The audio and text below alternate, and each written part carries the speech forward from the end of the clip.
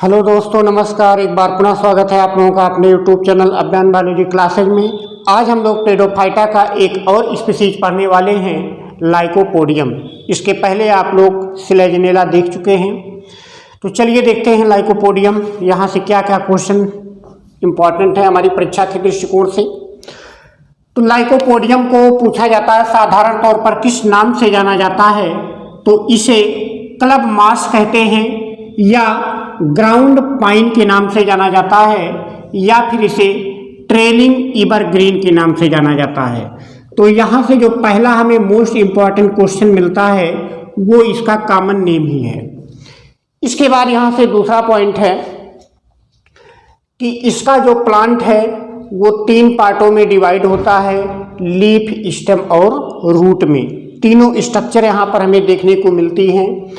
एक साइंटिस्ट हैं प्रिटजेल, उन्होंने 1900 ईस्वी में लाइकोपोडियम का क्लासिफिकेशन किया। उनकी प्रोथैलस के आधार पर या उनके स्ट्रक्चर के आधार पर 2 पार्टों में बांटा। पहला था यूरोस्टैकिया और दूसरा था रोफैलोस्टैकिया।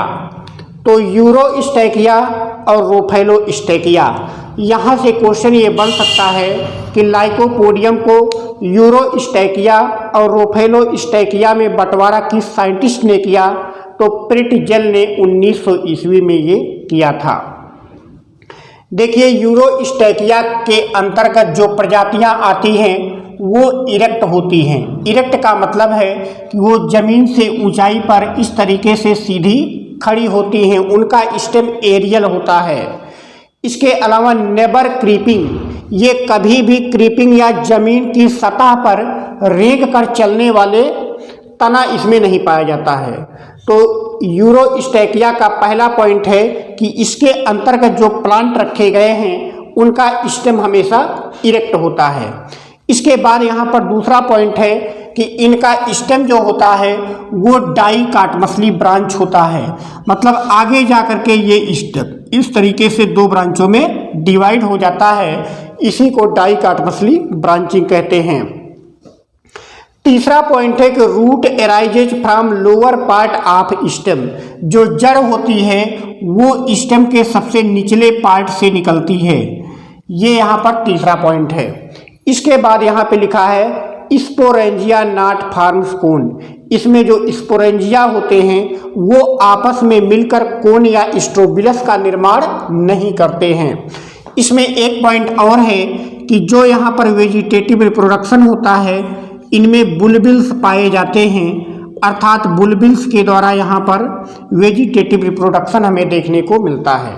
तो इस प्रकार से यूरोस्टैकिया का जो फीचर्स है कि इसमें स्टेम इरेक्ट ब्रांचिंग वाले पाए जाते हैं, स्टेम डाइकाटमसली ब्रांच होता है, जड़ जो होती है वो स्टेम के सबसे निचली सतह से निकलती है, स्पोरेंजिया कोन का फॉर्मेशन नहीं करते हैं और वेजिटेटिव रिप्रोडक्शन बुलबिल्स के माध्यम से होता है। तो ये यूरोस्टैकिया का एग्जाम्पल है लाइकोपोडियम फ्लेगमेरिया, लाइकोपोडियम स्क्वारोसम और लाइकोपोडियम कॉम्प्लानेटम। ये प्रजातियां यूरोस्टैकिया के अंतर्गत आती हैं। इसके बाद हमारा दूसरा है रोफैलोस्टैकिया। रोफैलोस्टैकिया में जो प्रजाति रखी गई है वो प्रॉस्ट्रेट और क्रीपिंग होते हैं। प्रॉस्ट्रेट और क्रीपिंग का मतलब है कि जमीन की सतह पर रेंगने वाले स्टेम इसमें पाए जाते हैं। इसके बाद यहाँ पर देखिए लिखा है कि इनिशियली डाइकाटमस ब्रांचिंग पाई जाती है स्टेम में, लेकिन बाद में इसमें मोनोपोडियल ब्रांचिंग पाई जाती है। यहाँ पर देखिए लिखा था कि स्टेम डाइकाटमसली ब्रांच होता है, लेकिन यहाँ पर जो डाइकाटमस ब्रांचिंग है वो केवल शुरुआत में पाई जाती है, बाद में ये ब्रांचिंग मोनोपोडियल हो जाती है। इसके बाद अगला पॉइंट है roots from entire plant body. क्योंकि जो इसका स्टेम होता है वो पूरे जमीन के सहारे इस प्रकार से रेंगता हुआ है, तो इसके पूरे स्टेम से यहाँ पर रूट निकली हुई दिखाई देती हैं। जबकि यूरोस्टैकिया में आपने देखा कि रूट केवल निचले सतह से ही निकली हुई दिखाई दे रही थी, यहाँ पर पूरे स्टेम से रूट निकलती हुई हमें दिखाई देती हैं। यहाँ पर देखिए लिखा है कि स्पोरेंजिया फॉर्म्स कोन। इसमें स्पोरेंजिया कोन का निर्माण करते हैं, लेकिन यूरोस्टैकिया में यहाँ पर देखिए कोन का फॉर्मेशन नहीं होता था, तो यहाँ पर कोन्स बनते हैं। इसके बाद अगला पॉइंट है बुलबिल नेवर फॉर्म्स, यहाँ पर बुलबिल नहीं बनते हैं, जबकि यहाँ पर आपने देखा कि बुलबिल प्रावस्था पाई जाती है। तो ये आपका यूरोस्टैकिया और रोफैलोस्टैकिया हो गया। रोफैलोस्टैकिया के अंतर्गत जो आते हैं लाइकोपोडियम सर्नम और लाइकोपोडियम क्लेविटम, ये इसके एग्जाम्पल हैं। तो यहाँ से आप यूरोस्टैकिया और रोफैलोस्टैकिया को ध्यान में रखिएगा कि इनमें क्या डिफरेंस होता है और फिर दोनों के एग्जाम्पल क्या क्या हैं। इसके बाद हम रूट की बात करें, जड़ की बात करें, तो जो यहाँ पर जड़ें पाई जाती हैं उनमें जो प्राइमरी रूट होती है वो इफीमेरल होती है। इफीमेरल का मतलब वो शॉर्ट लिव्ड होती है, थोड़े समय के बाद वो नष्ट हो जाती है। इसके बाद जो जड़ें निकलती हैं उन्हें एडवेंटिशियस रूट कहते हैं और यही एडवेंटिशियस रूट परमानेंटली मौजूद होती हैं। तो यहाँ से क्वेश्चन ये बन सकता है कि प्राइमरी रूट्स कैसी होती हैं, परमानेंट होती हैं या इफीमेरल होती हैं। तो प्राइमरी रूट यहाँ पर एफीमेरल होती हैं, अर्थात वो थोड़े समय के बाद नष्ट हो जाती हैं। एडवेंटिशियस रूट यहाँ पर परमानेंट होती हैं। इसके बाद पत्ती की बात करें तो पत्तियाँ सिंपल होती हैं, सेसाइल होती हैं। सेसाइल का मतलब आप समझते होंगे कि वो स्टेम पर डायरेक्टली लगी होती हैं, उनमें किसी प्रकार का पेडिसिल वगैरह नहीं पाया जाता है। इलिगुलेट होती हैं, अर्थात इनमें लिग्यूल नहीं पाया जाता है। इसके पहले आपने सिलेजिनेला पढ़ा है तो वहाँ पर आपने पढ़ा था कि पत्तियाँ लिगुलेट होती हैं, और वहाँ पर आपको एक पॉइंट और बताया गया था कि लिग्यूल का जो बेस पॉइंट होता है उसे ग्लोसोपोडियम के नाम से जानते हैं। वो पॉइंट वहाँ पर काफ़ी इंपॉर्टेंट था, लेकिन यहाँ लाइकोपोडियम में देखिए लिग्यूल एब्सेंट होती हैं, पत्तियों में लिग्यूल नहीं पाई जाती हैं। इसके बाद हम देखते हैं पत्तियों की व्यवस्था। तो पत्तियों की व्यवस्था को फिलोटैक्सी कहते हैं। 3 प्रकार से पत्तियां व्यवस्थित हो सकती हैं। पहला है स्पाइरल, दूसरा है होल्ड और तीसरा है अपोजिट डिकासेट। तो स्पाइरल का मतलब होता है कि पत्तियां एकांतर क्रम में पाई जाती हैं।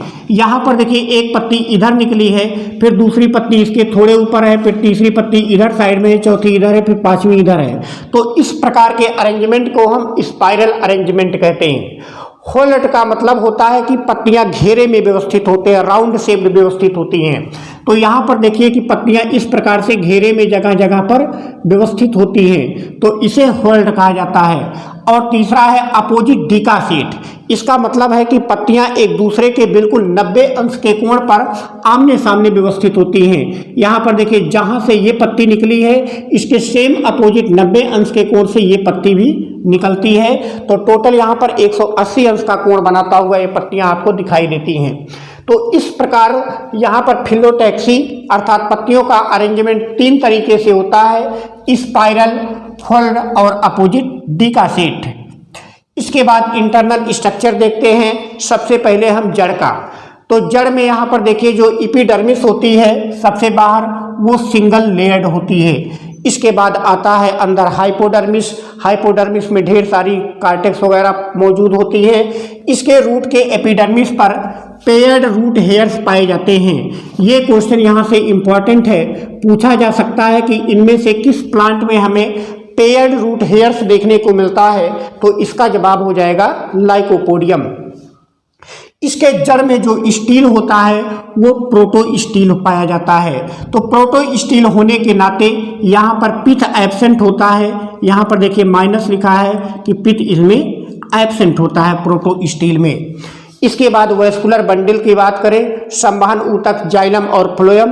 तो जाइलम और फ्लोएम इनिशियली मोनार्च होते हैं, शुरुआत में वो मोनार्च होते हैं, लेकिन बाद में वो डाई आर्च या फिर ट्राई आर्च हो जाते हैं। डाई या ट्राई आर्च का मतलब समझते हो कि इस प्रकार से उनमें जैसे ये हो गया तो ये ट्राई आर्च कंडीशन है।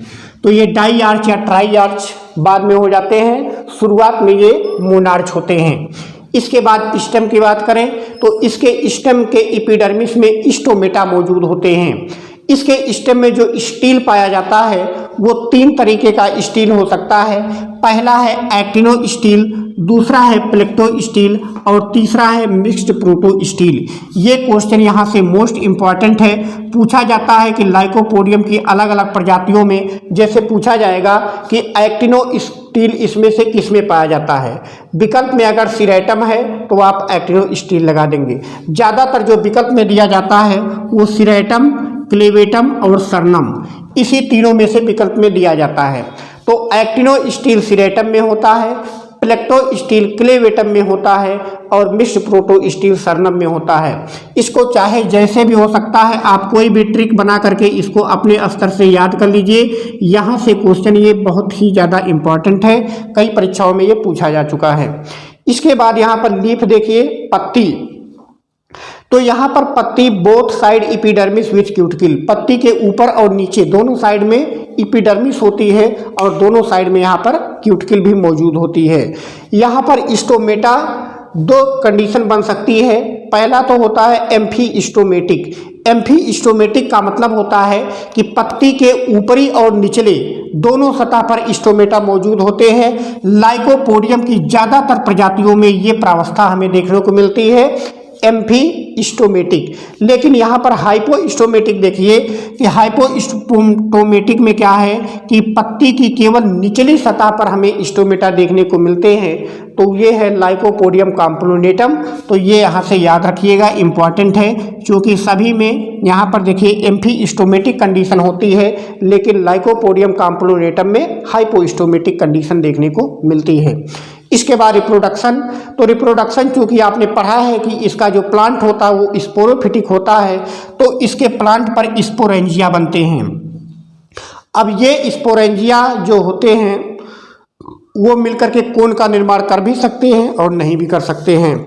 जो स्पोर बनते हैं वो होमोस्पोर्स होते हैं। पूछा जाता है यहाँ से कि लाइकोपोडियम कैसा है, होमोस्पोरस है या फिर हेट्रोस्पोरस है। तो यहाँ से देखिए कि लाइकोपोडियम आपका होमोस्पोरस होता है।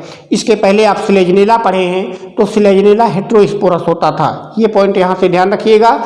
यू स्पोरेंजिएट डेवलपमेंट, अर्थात स्पोरेंजियम का डेवलपमेंट यू स्पोरेंजिएट होता है। जो सिलेजनेला आपने पढ़ा था वहाँ पर भी यू स्पोरेंजिएट डेवलपमेंट देखने को मिलता है। इसके बाद ये स्पोर जब जर्मिनेट करते हैं तो गैमेटोफाइट प्रोथैलस बनाते हैं। तो वही लिखा है यहाँ पे, डेवलपमेंट ऑफ गैमेटोफाइट। तो जब गैमेटोफाइट का डेवलपमेंट होता है तो उसमें 3 टाइप के प्रोथैलस बन सकते हैं। ये क्वेश्चन यहाँ से इम्पॉर्टेंट है। पहला है सरनम टाइप। सरनम टाइप के जो प्रोथैलस बनते हैं वो कोनिकल इरेक्ट होते हैं, मतलब कि सीधा होते हैं, जमीन से सीधा ऊपर एरियल होते हैं। सेल्फ नर्सिंग, अर्थात इनमें स्वपोषण की क्षमता पाई जाती है और इसके प्रोथैलस में माइकोराइजल रीजन पाया जाता है, अर्थात कुछ फंगस यहाँ पर मौजूद होते हैं जो कि यहाँ पर सहजीवी के रूप में पाए जाते हैं। ज़्यादातर ये जो फंगस होते हैं वो फाइकोमाइसिटीज क्लास के होते हैं। फाइकोमाइसिटीज क्लास के फंगस यहाँ पर पाए जाते हैं। इसका एग्जाम्पल है लाइकोपोडियम सरनम। तो जो सरनम टाइप का प्रोथैलस है ये कैसा होता है, जमीन से ऊपर उठा होता है, अर्थात इरेक्ट होता है, सेल्फ नर्सिंग होता है, इसमें स्वपोषण की क्षमता पाई जाती है, माइकोराइजल रीजन पाया जाता है और माइकोराइजा में जो फंजाई होते हैं वो फाइकोमाइसिटीज के सदस्य होते हैं। इसके बाद दूसरा है क्लेवेटम टाइप। क्लेवेटम टाइप जो होता है ये सैप्रोफिटिक होता है, मृतोपजीवी होता है, सड़े गले पदार्थों से अपना भोजन लेता है।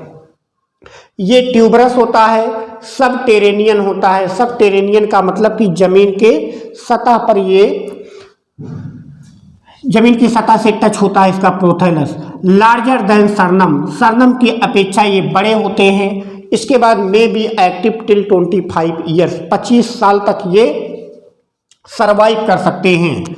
माइकोराइजा इसमें भी प्रेजेंट होता है। इसका एग्जाम्पल हो जाएगा लाइकोपोडियम क्लेवेटम और लाइकोपोडियम कॉम्प्लोनेटम।